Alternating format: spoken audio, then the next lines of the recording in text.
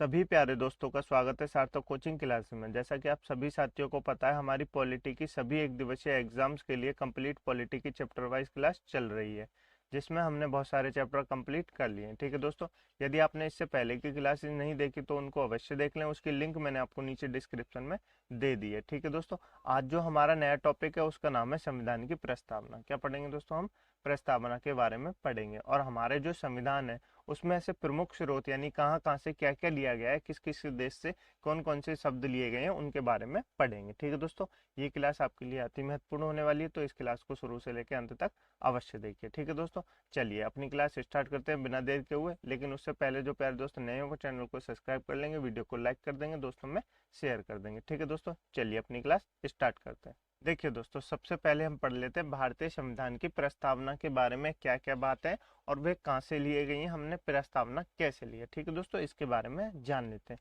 तो सबसे पहले दोस्तों प्रस्तावना शब्द का मतलब जान लेते हैं। जो प्रस्तावना शब्द है, भारतीय संविधान की प्रस्तावना या परिचय को संदर्भित करता है। मतलब प्रस्तावना जो है वो किसको संदर्भित करता है? भारतीय की संविधान, किसको दोस्तों? भारत के संविधान की प्रस्तावना भारतीयों को परिचित करती है। इसमें संविधान का सार निहित है।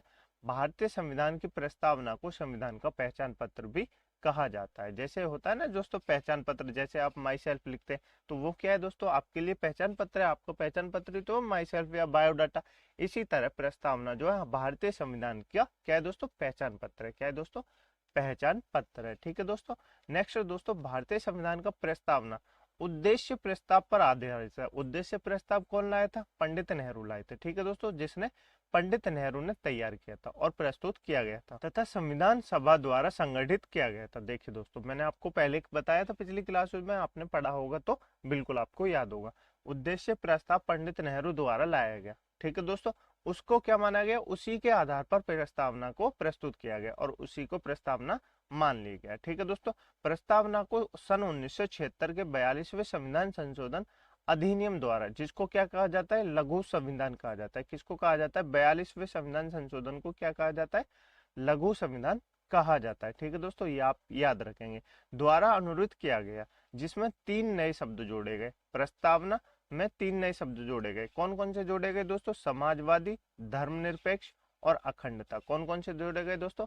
समाजवादी, धर्मनिरपेक्ष और अखंडता। ये आपको याद रखने, इंपोर्टेंट क्यों याद रखने?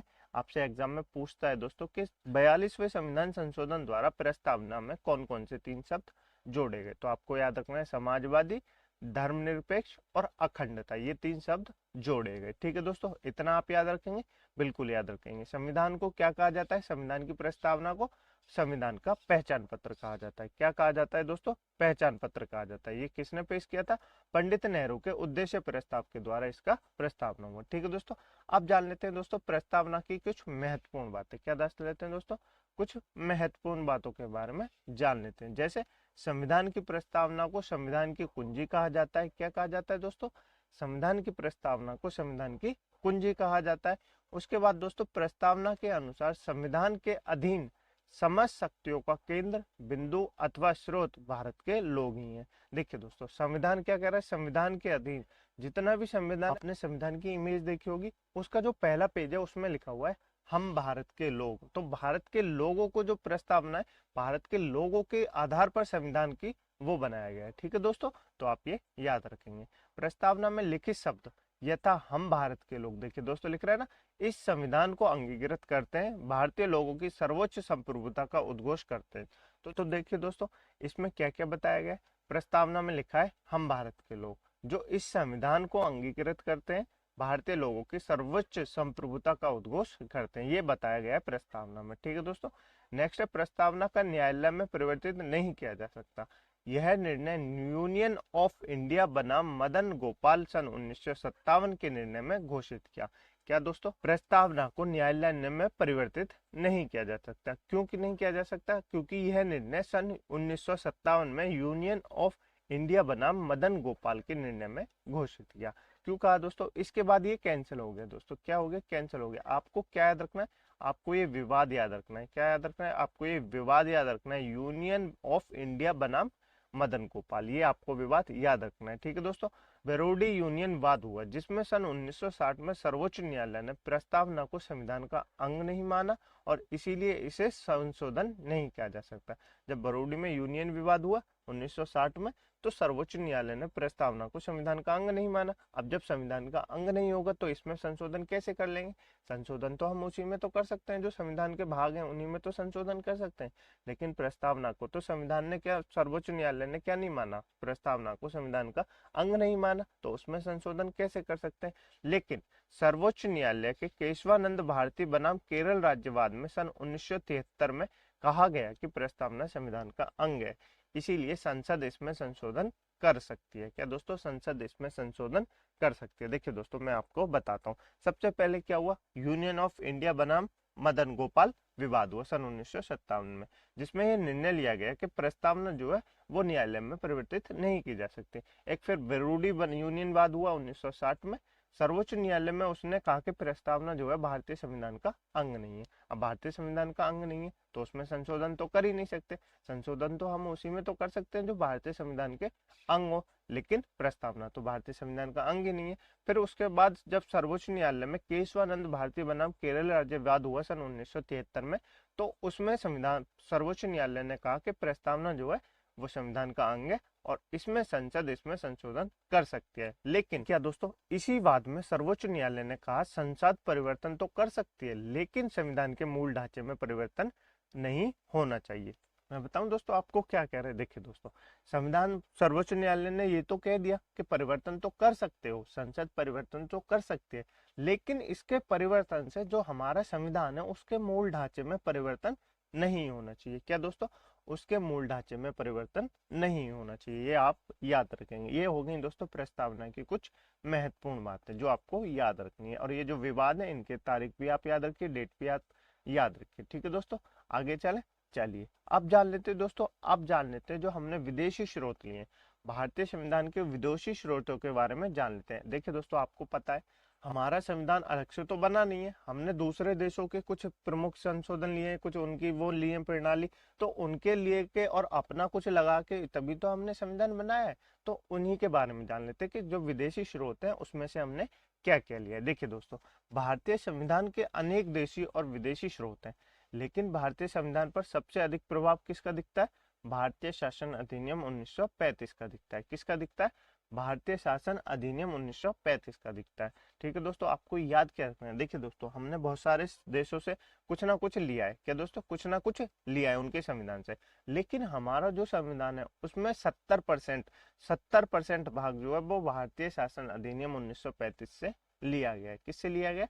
भारतीय शासन अधिनियम 1935 से लिया गया है। तो आप ये याद रखेंगे। ठीक है दोस्तों, अब जान लेते हैं जो विदेशी स्रोत हैं उनके बारे में। सबसे पहले जान लेते हैं ब्रिटेन से लिए गए उपबंध।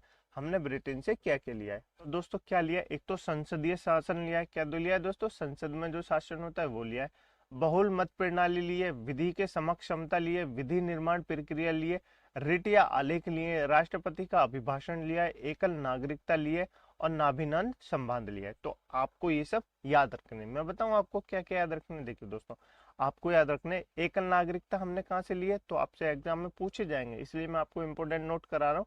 आप अपनी नोटबुक में इनको इंपोर्टेंट नोट करके नोट कर लीजिए। ठीक है दोस्तों, या आप अभी इसकी पीडीएफ भी डाउनलोड कर लीजिए दोस्तों, आप हमारे टेलीग्राम ग्रुप पे जाके, जिसकी लिंक मैंने आपको नीचे डिस्क्रिप्शन में दे दी है। ठीक है दोस्तों, वहां जाके आप इस क्लास की पीडीएफ डाउनलोड कर सकते हैं। तो आपको याद क्या क्या रखना है? एकल नागरिकता हमने कहाँ से लिया? ब्रिटेन से लिए। राष्ट्रपति का अभिभाषण हमने कहाँ से लिया? तो आप बताएंगे ब्रिटेन से लिए। हमने रिट कहाँ से लिए? जो सर्वोच्च न्यायालय जो रिट जारी करता है ना दोस्तों, हाई कोर्ट जो रिट जारी करता है, वो हमने कहाँ से लिया? ब्रिटेन से लिया। ठीक है दोस्तों, विधि निर्माण प्रक्रिया हमने कहाँ से लिए, यानी कानून बनाने की प्रक्रिया हमने कहाँ से लिए?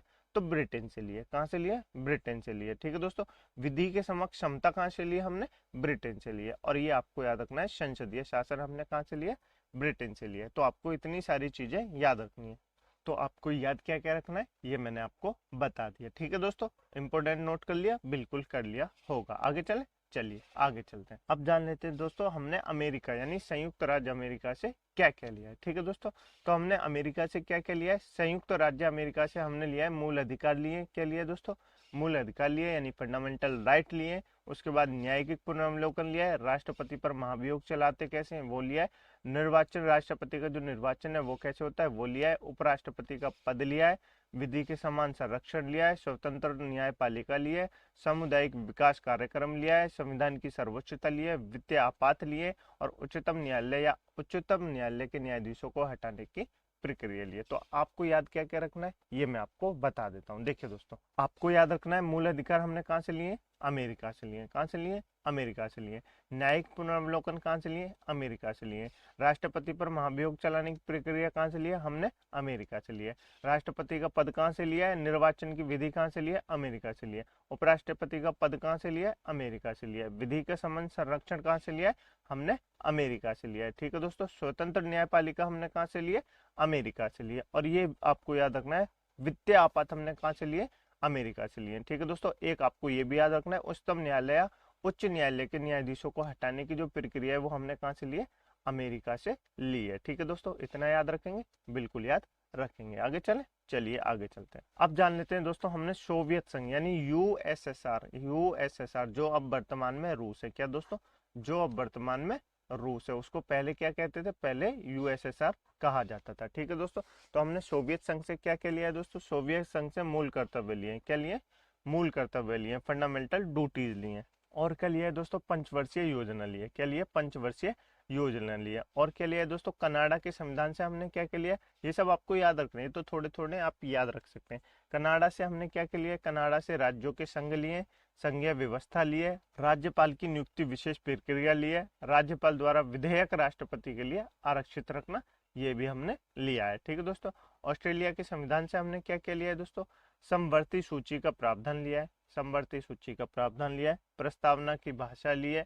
संसदीय विशेषाधिकार लिए, व्यापारिक वाणिज्य और समागम की स्वतंत्रता लिए, केंद्र व राज्य के मध्य शक्तियों का विभाजन एवं संबंध लिए। तो आपको याद रखना है ये वाला, इसमें क्या याद रखना है, प्रस्तावना की जो हमने भाषा है वो कहाँ से लिए, तो आपको बताना है ऑस्ट्रेलिया से लिए। कहाँ से लिए, ऑस्ट्रेलिया से हमने इसकी भाषा ली है। ठीक है दोस्तों, क्लियर हुआ, बिल्कुल क्लियर हो गया होगा। नेक्स्ट है दोस्तों आयरलैंड। आयरलैंड से हमने क्या क्या लिया, मोस्ट इंपोर्टेंट नोट करेंगे, आयरलैंड से हमने लिया, ट्रिपल स्टार बना लीजिए दोस्तों। क्या लिया है दोस्तों, आयरलैंड से हमने लिया राज्य के नीति निर्देशक तत्व यानी डीपीएसपी।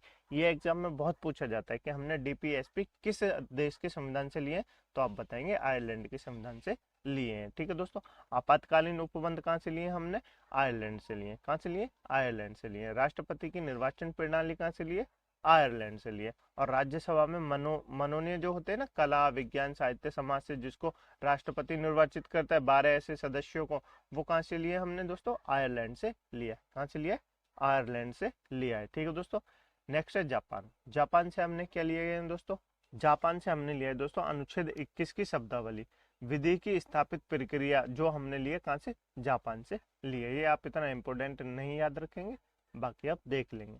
दक्षिण अफ्रीका से हमने क्या किया, संविधान संशोधन की प्रक्रिया लिया।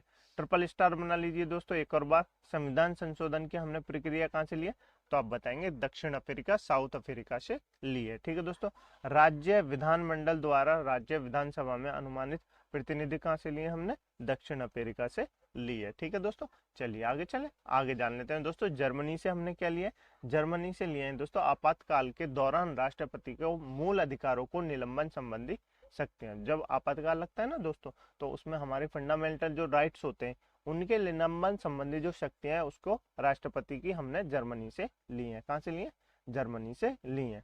नेक्स्ट है दोस्तों फ्रांस के, फ्रांस के संविधान से हमने क्या लिया, फ्रांस के संविधान से हमने गणतंत्र लिया है और हमने स्वतंत्रता समानता और बंधुता की भावना ली है। जो हमने ही नहीं, सिर्फ संपूर्ण विश्व ने फ्रांस से ये लिए। क्या दोस्तों, हमने ही नहीं, संपूर्ण विश्व यानी पूरे वर्ल्ड ने किससे लिए, फ्रांस से लिए। ठीक है दोस्तों, इतना आपको समझ में आया, बिल्कुल समझ में आ गया होगा। मुझे उम्मीद है दोस्तों आपको आज की क्लास अच्छी लगी होगी। यदि आपको आज की क्लास अच्छी लगी तो वीडियो को लाइक कर दें, दोस्तों में शेयर कर दें और चैनल को सब्सक्राइब जरूर कर दें। ठीक है दोस्तों, कमेंट बॉक्स में अपने ओपिनियन अवश्य बताएं कि आपको क्लास कैसी लगी, आपको कुछ समझ में आया या नहीं आया।